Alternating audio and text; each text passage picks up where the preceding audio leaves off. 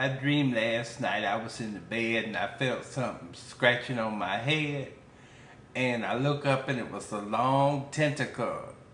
It was like Sheila Jackson Lee was a gigantic insect in a triple crown weave, and she had 8 legs and she was trying to crawl over me in my bed.